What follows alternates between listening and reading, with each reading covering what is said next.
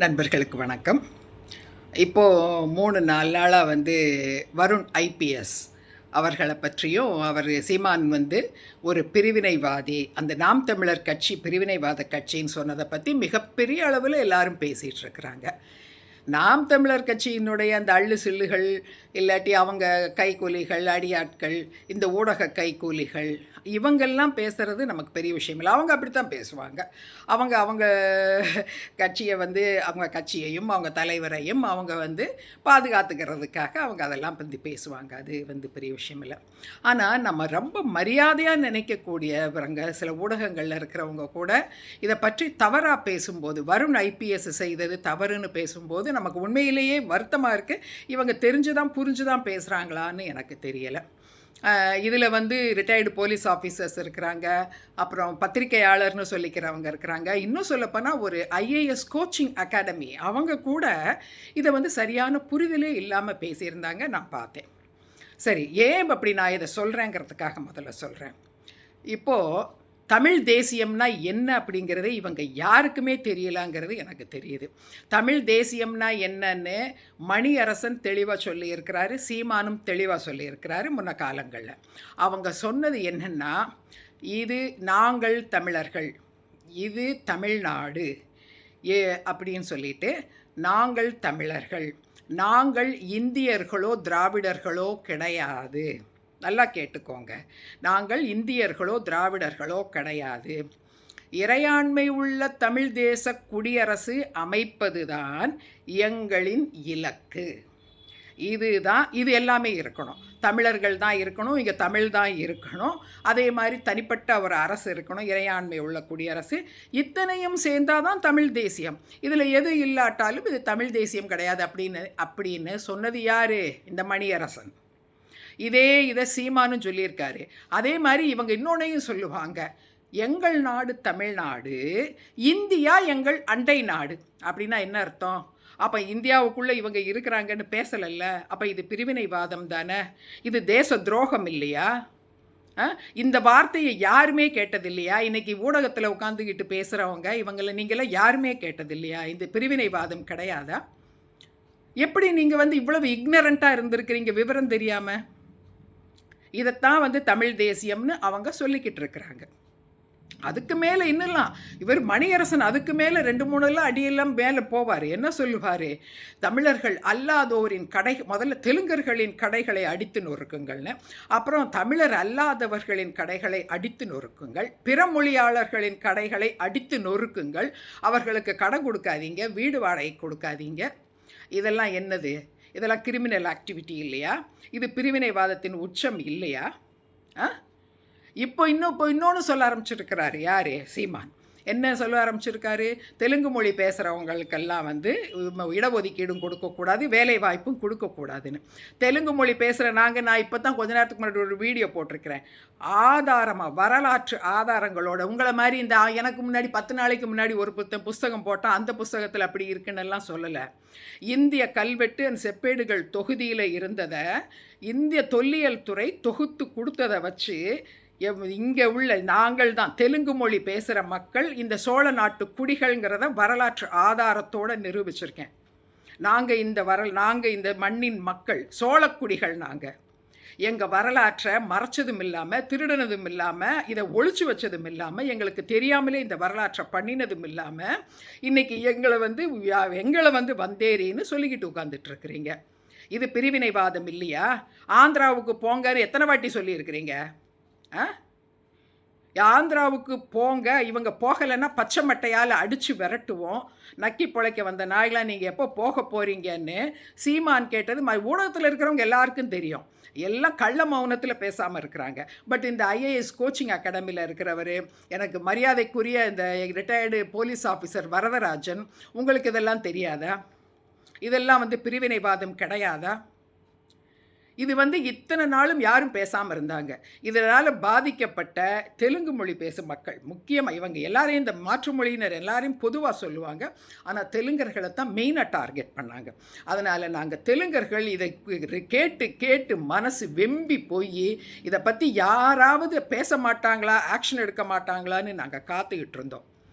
எல்லாரும் என்னமோ ஒன்றுமே இல்லாத மாதிரி அப்படியே பேசாமல் தான் இருந்தீங்க. நல்ல வேளை ஒரு போலீஸ் ஆஃபீஸர் நல்ல விவரமான தைரியமான ஒரு போலீஸ் ஆஃபீஸர் வந்து இதை சொல்கிறாரு. இங்கே தமிழ்நாட்டில் இந்த பிரிவினைவாதத்தில் ஒரு தீவிரவாத இயக்கம் செயல்படுதுங்கிறத சொல்லியிருக்கார். அவருடைய கடமையை மிகச்சரியாக செய்திருக்கிறாருன்னு நான் சந்தோஷப்படுறேன், பெருமைப்படுறேன். மிகச்சரியாக செய்திருக்கிறாரு. இது பிரிவினைவாத இயக்கம். அதே மாதிரி சீமானுடைய பழைய நிறைய மீட்டிங்ஸை போலீஸ் கவர் பண்ணியிருக்கிறாங்க. ரெக்கார்ட் பண்ணுறதை நான் பார்த்துருக்குறேன். அது எவ்வளோ நாளாக ரெக்கார்ட் பண்ணுறாங்கன்னு தெரியாது. இப்போ ஒரு 2 வருஷமாக தான் கொஞ்சம் சீமான் அடக்கி வாசிக்கிறார். அதுக்கு முன்னாடி ஃப்ரீயாக எல்லாம் பேசுவாங்க. ஏன் இதே வார்த்தையை இப்போ நான் இப்போ சொன்னேனே, தமிழ் தேசியத்திற்கான விளக்கம்ட்டுன்னு மணியரசன் தாராளமாக அவர் யூடியூப்பில் சொன்னதெல்லாம் நானும் கேட்டிருக்கேனே. பேசு தமிழா பேசல உட்காந்துக்கிட்டு 10% தமிழ் இளைஞர்களை நீங்கள் அவங்கள மாற்றுங்க, அவங்களுக்கு சொல்லிக் கொடுங்க. இந்தியா இன்னும் கூடிய சீக்கிரத்தில் துண்டு துண்டாக உடையும் ரஷ்யா மாதிரி. அப்போ நம்ம ரெடியாக இருந்தோன்னா நம்ம நினைக்கிறாப்புல தமிழர்கள் மட்டுமே இருக்கிற ஒரு நாடை உருவாக்கிடலாம் அப்படின்னு அவர் சொன்னாரா இல்லையான்னு கேளுங்க. பேசு தமிழா பேசல இருக்குமே. இப்போ கூட இப்போ இருக்காரு, எடிட் பண்ணிட்டாங்களான்னு தெரில, பட் போய் பாருங்களேன் அந்த வீடியோஸை. இந்த நாட்டில் இருக்குது நாம் தமிழருங்கிற ஒரு பிரிவினைவாத ஒரு சதிகார இயக்கம் வேலை செய்துக்கிட்டு இருக்குது. தெலுங்கர்களை முக்கியமாக டார்கெட் பண்ணுறாங்க. இப்போ கூட பாருங்கள், நாங்கள் எங்கள் வரலாற்றை தான் பேசுகிறோம். எங்களை 15 வருஷமாக எங்களை அடிச்சுக்கிட்டே இருக்கிறத தாங்கிட்டு இன்றைக்கி தான் எதிர்த்து குரல் கொடுக்க ஆரம்பிச்சிருக்கிறோம். இந்த வடுகராணி, இந்த ஐபிஎஸ் இவங்க போய் ஆந்திராவில் பேசுவாங்கன்னு யாரோ ஒரு புதிரி உட்காந்துட்டு பேசுகிறான். இவங்கெல்லாம் யார்? காசு கொடுப்ப இவங்களுக்கு ஒரு டின்னர் வாங்கி கொடுக்குறாங்க போல் இருக்குது, இல்லாட்டி 1000-2000 கொடுப்பாங்க போல் இருக்குது. இதுக்காக மொழி சிறுபான்மையினரை தினமும் இப்படி ஹராஸ்மெண்ட்டு செய்கிறாங்களே, எதுக்காக? அதை செய்கிறது TN News 24, அதே மாதிரி இன்னொரு ஊடகம். இது நாங்கள் எங்களுடைய வரலாற்றை நாங்கள் சொல்கிறதும், நீங்கள் எங்களை இப்படி பேசாதீங்கன்னு சொல்கிறதும், இதை கொலை செய்கிறதுக்கு வேற இவங்க பண்ணுவாங்க போல் இருக்கு. இந்த ஏதோ ஒரு இதில் இந்த வள்ளல் மீடியான்னு நினைக்கிறேன், பாரிசாலனும் வருணுன்னு ஒருத்தன் உட்காந்துட்டு அவன் அந்த பையன் 2 தடவை என்னுடைய அட்ரஸை கேட்குறான். எதுக்கு? அடிக்க போகிறானா, கொலை பண்ண போகிறானா? அதே மாதிரி பாரிசாலன்னு சொல்கிறான். அந்த அம்மா கொஞ்ச நாளாக கண்ணாடி போட்டுட்டு தான் வெளியே வர்றாங்க அப்படின்னு. ஆமாம், நான் கொஞ்ச நாளாக கண்ணாடி போட்டு தான் வரேன், கண் ஆப்ரேஷன் பண்ணியிருக்கிறேன், கண்ணாடி போட்டு வெளியே வர்றேன். அப்போ என் அதே மாதிரி நான் வெளியே எங்கேயும் நடமாட்டினதில்லை. வீட்டு வாசலில் காரில் ஏறுறேன், நேராக போய் ஹாஸ்பிட்டலுக்குள்ளே போய் தான் கார் நிற்கிது. அப்போ இவங்க என்னை எங்கே பார்த்தாங்க? அப்போ வீட்டில் நோட்டம் விடுறாங்களா அவங்க? இதெல்லாம் என்ன மாதிரியான கார் இது? இவங்க கேட்குற கருத்துக்கு நான் ரொம்ப அழகாக கருத்தாக சொல்லிகிட்டு இருக்கிறேன். இதுதான் இப்போ இவங்க காண்டு. முதல்ல எதற்காக இப்படி ஒரு தீவிரவாத இயக்கம் இப்படி ஒன்று செயல்பட்டுருக்கு? இது ஏன் இத்தனை நாளாக அரசு பேசாமல் இவங்க இது பண்ணிகிட்ருக்குறாங்க, டாலரேட் பண்ணுறாங்க? இது தீவிரவாத இயக்கம் முக்கியமாக மொழி சிறுபான்மையினரான தெலுங்கர்களை டார்கெட் பண்ணி நடந்துக்கிட்டு இருக்கிற எல்லா இவங்களையுமே, மொழி சிறுபான்மையினரான தெலுங்கர்களையும் தெலுங்கு மொழியையும், தெலுங்கு மொழி எங்கேயுமே, தெலுங்கு கன்னடம் எங்கேயுமே மலையாளத்தை சேர்த்துக்கிறாங்க. அது ஏன்னு தெரில, அதை பற்றி ஒன்றுமே பேசுகிறதில்ல. ஆனால் தெலுங்கோ கன்னடமோ எங்கேயும் கண்ணில் பற்றக்கூடாது, தெலுங்கர்கள் யாருக்கும் வேலை கொடுத்துடக்கூடாது, தெலுங்கர்கள் இங்கே இருக்கக்கூடாது அப்படின்னு பேசுகிற இது மிக மோசமான தீவிரவாத இயக்கம். அது மட்டும் இல்லை, சீமான் பல இந்தியா முழுக்க இருக்கிற பல பிரிவினைவாத இயக்கங்களோடையும் சேர்ந்து தான் வேலை செய்துட்ருக்கிறாரு. தியாகி சங்கரலிங்கனார் நினைவு கருத்தரங்குக்கு யார் யார்? தால் கல்சான்னு இதில் பஞ்சாபு காலிஸ்தான் பிரிவினைவாத இயக்கம், பாமெல்லாம் வச்சவன், ஃப்ளைட்டிலே அவன் ஹைஜாக் பண்ணவன், அவங்கள கூப்பிட்டு வச்சு அவங்க இனி நாகாலாந்து, மிசோரம் இங்கெல்லாம் இருக்கிறவங்களை எல்லாம் கூப்பிட்டு இந்த பிரிவினைவாதிகளையாக கூப்பிட்டு இவர் மீட்டிங் போடுறாரு. இந்த பிரிவினைவாதிகளெல்லாம் வச்சுக்கிட்டு இவர் எதுக்காக இங்கே மீட்டிங் போடுறாரு? இவங்க வெளியில் பேசுகிறது தெரியுது, உள்ளே இவங்க என்னென்னலாம் பேசுகிறாங்க அதை விடுங்க. இவர் இங்கே இருந்து அந்த காலிஸ்தான் பிரிவினைவாதிகளுடைய மீட்டிங்க்கு இவர் இங்கேருந்து போகிறாரு. எதுக்கு போகிறாரு? என்ன பேசுனாங்க இவங்க? பக்கா பிரிவினைவாத தீவிரவாத இயக்கம்தான் நாம் தமிழர் கட்சி. தயவு செய்து அரசாங்கம் இவங்க மேலே நடவடிக்கை எடுக்கணும். அதே மாதிரி நாங்கள் உண்மையை வெளியே சொல்கிற இவங்க எங்களுக்கெல்லாம் இப்போ எங்கள் உயிருக்கே அச்சுறுத்தல் கொடுக்குறாங்க. இதுக்கும் அரசாங்கம் எங்களுக்கு பாதுகாப்பு கொடுக்கணும். நாங்கள் எங்களுடைய அடி வாங்காமல் இப்போ நிமிர்ந்துருக்கோம், அவ்வளோதான். அடிச்சுக்கிட்டே குட்டிக்கிட்டே இருக்காங்களே தமிழ் தேசியம்னு சொல்லிக்கிட்டு. இதுவா தமிழ் தேசியம்? தெலுங்கனை ஹராஸ் பண்ணுறது தான் தமிழ் தேசியம்? தெலுங்கனை வெளியே போடான்னு சொல்கிறதா தமிழ் தேசியம்? ஆனால் அதுதான் தமிழ் தேசியம்னு இவங்க சொல்லிக்கிட்டு இருக்கிறாங்க. எங்கள் இலங்கையில் என்னென்னலாம் பண்ணாங்களோ பிற மொழியாளர்களை அத்தனையும் இப்போ ஒவ்வொன்றா இவங்க பண்ண ஆரம்பிச்சிருக்கிறாங்க. இது ஒரு பிரிவினைவாத இயக்கம், இது ஒரு தீவிரவாத இயக்கம். இதை கூடிய சீக்கிரத்தில் இதை கண்டெயின் பண்ணணும். இதன் மேலே முழுக்க ஆக்ஷன் எடுக்கணும். வருண் ஐபிஎஸ் அவர்களை நான் 2 கை எடுத்து கும்பிட்டுக்கிறேன். அடுத்த கையில் மொபைல் இருக்காதனால பேசலை. I thank you. இத்தனை நாளும் சொல்லுவாங்களே, இக்னோரிங் த எலஃபண்ட் இன் த ரூம்ங்கிற மாதிரி, இது ஜாதி ரீதியாக ஒருத்தனை பற்றி பேசும்போது எல்லாரும் உடனே கொதித்து எழுகிறாங்க. ஆனால் மொழி ரீதியாக ஒருத்தனை எவ்வளவு அடித்தாலும் தமிழன் அல்லாதவனை யாரும் ஒன்றுமே சொல்லாமல் இருக்கிறாங்க. இதில் இன்னொரு விஷயம் முழுக்க கவனிக்கணும். இதை என்னுடைய தெலுங்கு சகோதரர்களுக்கு நான் சொல்கிறேன். வருண் ஐபிஎஸ் அவர் என்ன தமிழரா அப்படின்னு சீமான் கேட்டார். வருண் ஐபிஎஸ் என்ன மொழிக்காரர்னு எனக்கு தெரியாது. ஆனால் இவர் சொல்கிறதுலேருந்து நிச்சயம் அவர் தமிழர் இல்லை. அப்போ ஒருவேளை அவர் தெலுங்கராவோ மலையாளியாவோ கன்னடராவோ இருக்கலாம். இருந்துட்டு போகட்டும். நான் என்ன கேட்குறேன்னா, ஒரு போலீஸ் ஆஃபீஸர், ஐபிஎஸ் போலீஸ் ஆஃபீஸருக்கேமோ சீமான் மாதிரியான கிரிமினலை கேள்வி கேட்குற உரிமை இல்லைன்னு தமிழ்நாட்டில் சொல்கிறாங்கன்னா இது என்ன மாதிரி நிலைமை?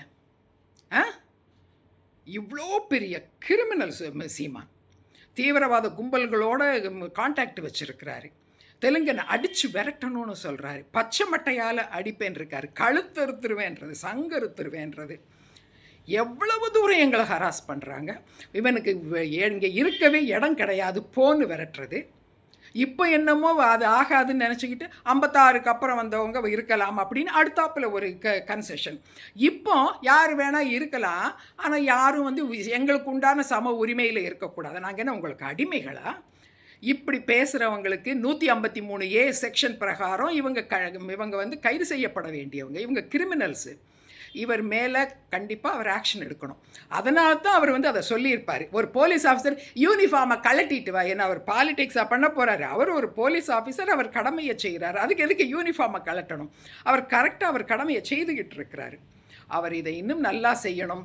இது மாதிரியாக மக்களை கூறு போட்டு, மொழியின் அடிப்படையில் கூறு போட்டு மக்களை கஷ்டப்படுத்துறது, வன்முறையை தூண்டி விடுறது, ஒருத்தர் அழிக்கணும்னு பேசுகிறது, இந்த மாதிரியாக செயல்படுற இந்த நாம் தமிழர் கட்சி நிச்சயமாக அரசியல் அங்கீகாரத்தில் இல்லை, அரசியலிருந்து அவங்களுக்கு தேர்தல் ஆணையம் அங்கீகாரமே கொடுக்கக்கூடாது. அவர்கள் மீது நடவடிக்கை எடுக்கணும். அவங்க கைது செய்யப்படணும். அதே மாதிரி இவங்க அரசியல் கட்சி மட்டும் இல்லை, மணியரசன் இதே மாதிரியான நச்சு கருத்துக்களை அவரும் பரப்பிட்டு வர்றாரு. முன்ன ஒரு ஆள் இருந்தார், சீதையின் மைந்தன்னு. அந்த ஆள் போய் நல்ல வேளை போய் சேர்ந்துட்டாரு. அப்போ ஆனால் இவங்கெல்லாம் இன்னும் இதே மாதிரி இருக்காங்க. மணியரசன் சத்தமே காணோம். இப்போ குரல் கொடுத்துருக்க வேண்டியது தானே? நீங்கள் தானே சொன்னீங்க தமிழ் தேசிய குடியரசு அமைப்பது தான் எங்கள் லட்சியமெல்லாம் இதை வரணும், அது தனி நாடு வேணுமா இல்லாட்டி இறையாண்மை உள்ளதான்னு அப்போ முடிவு பண்ணுவாங்க. அப்போ உங்களுக்கு மேலே வேறு யாரோ இருக்கிறாங்க உங்களை இயக்குறவங்க இல்லையா அப்படின்னு சொன்ன ஆள் தானே நீங்கள். பேசு தமிழாக பேசுனதில்லை. நான் கேட்டேன் அதை. இப்போ எந்த பொந்தில் போய் ஒளிஞ்சிட்ருக்கிறீங்க? வெளியே சொல்ல வேண்டியது தானே வீரம் இருந்ததுன்னா. அவர் அதானே சொல்கிறாரு, நீங்களாம் பிரிவினைவாத இயக்கம்னு. பிரிவினைவாதம் தானே பேசுனீங்க. ஸோ யாராவது முட்டாள்கள் அப்பாவிகள் உட்காந்து கேட்குறதுக்கு ஒன்றுமே விவரம் தெரியாமல் கேட்டால் நீங்கள் என்ன வேணும்னாலும் வீராவேசமாக பேசுவீங்க. ஆனால் ஆக்ஷன் வரும்னு தெரிஞ்ச உடனே அப்படியே பம்மிடுவீங்க. இவங்க மேலே கண்டிப்பாக நடவடிக்கை எடுக்கப்படணும். அதை விட என்னென்னா, ஒரு போலீஸ் ஆஃபீஸரேமோ தமிழர் அல்லாதவர்னா ஒரு கிரிமினலை தமிழ்நாட்டில் கேள்வி கேட்கக்கூடாதுன்னு சீமான் இத்தனை பேருக்கு முன்னாடி சொன்னதை எப்படி எல்லாரும் இக்னோர் பண்ணீங்க? நீங்கள் மீடியாக்கள் கேட்டுக்கிட்டு தானே இருந்தீங்க? இல்லை மீடியா அத்தனையுமே தமிழர்களாக இருந்துக்கிட்டு நீங்களும் தமிழ் தேசியவாதிகளாக இருக்கிறீங்களா? சொல்லுங்கள். ஒரு போலீஸ் ஆஃபீஸர் அவர் கேட்குறான், அவன் என்ன தமிழரா? அப்போ தமிழராக இருந்தால் தான் கிரிமினலை கேள்வி கேட்கணுமா? கிரிமினல் மேலே நடவடிக்கை எடுக்கணுமா? இல்லைன்னா வேறு என்ன வேணாலும் பண்ணலாமே. அதே மாதிரி தெலுங்கு சகோதரர்களுக்கு சொல்கிறேன், ஒரு போலீஸ் ஆஃபீஸரையேமும் நீ என்னை கேள்வி கேட்க உரிமை இல்லைன்னு சீமான் மாதிரியான இவங்க பேசுகிறாங்கன்னா, நம்மளை மாதிரி சாதாரண மனிதர்களுக்கு நாளைக்கு நிலைமை என்ன? நமக்கு இங்கே என்ன இருக்குது? அப்போ லிங்குவிஸ்டிக் மைனாரிட்டிஸை இவங்க எவ்வளவுக்கு கீழாக நினைக்கிறாங்க. அது யாராக வேணா இருக்கட்டும், தெலுங்கரோ கன்னடரோ மலையாளமோ. அப்போ லிங்குவிஸ்டிக் மைனாரிட்டிஸுக்கு தமிழ்நாட்டில் எந்த உரிமையும் கிடையாதா? இவ்வளவு படிச்சிருந்தாவே கிடையாதுன்னா நம்ம நிலைமை நாளைக்கு என்ன? சீமான் மாதிரி ஆளெல்லாம் ஒரு வேளை ஏதாவது ஆகி இப்போ சட்டசபைக்குள்ளே போயாச்சுன்னா தெலுங்கர்களுடைய நிலைமை என்ன ஆகும்? ஒரு ஐபிஎஸ் ஆஃபீஸரே என்னென்னலாம் பேசுகிறாங்கன்னு போய் யூடியூப்பில் பாருங்கள் இவங்க. நம்ம நிலைமை என்ன ஆகும்? சீமானுக்கும் சரி, சீமானுடைய கூட்டணி வச்சுக்கிட்டு சீமானை கை தூக்கி விடுற எந்த கட்சியாக இருந்தாலும் சரி, அவர்களுக்கு ஒரு உப்பு போட்டு திங்கிற தெலுங்குன்னா அவங்களுக்கு ஓட்டு போடக்கூடாது. இவர்கள் மாதிரியான ஆட்கள் வர்றது நம்ம தலையில் நம்ம கொல்லிக்கட்டையை எடுத்து வச்சுக்கிற மாதிரி. நம்ம தலையில் இல்லை, நம்ம சந்ததிகள், நம்ம பிள்ளைங்க தலையில் நெருப்பு வைக்கிறதுக்கு சமானம். சீமானோட கூட்டணி வைக்கிற எந்த கட்சியையும் ஆதரிக்கிறது நமக்கு நல்லதே இல்லை. நமக்கு நம்மளே சாவுமணி அடிக்கிறதுன்ற மாதிரி. எச்சரிக்கையாக இருப்போம். இன்றைக்கி வருண் ஐபிஎஸ்ஐயே இப்படி கேள்வி கேட்குறாங்க. நீங்கள் தமிழனா, நீ யார் என்ன கேள்வி கேட்கன்னு ஒரு கிரிமினல் கேட்குறாருன்னா நம்மளுடைய நிலைமை என்ன? யோசிங்க. பாய்.